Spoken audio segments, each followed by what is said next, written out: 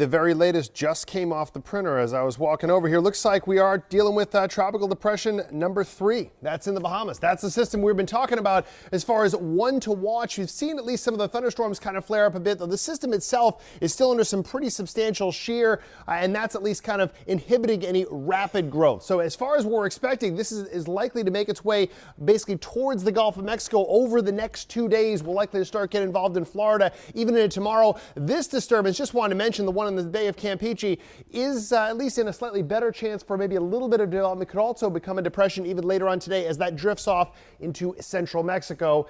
The one we really want to mention, though, at least initially, is this disturbance, because it does have a chance even of reaching tropical storm over the next day or so.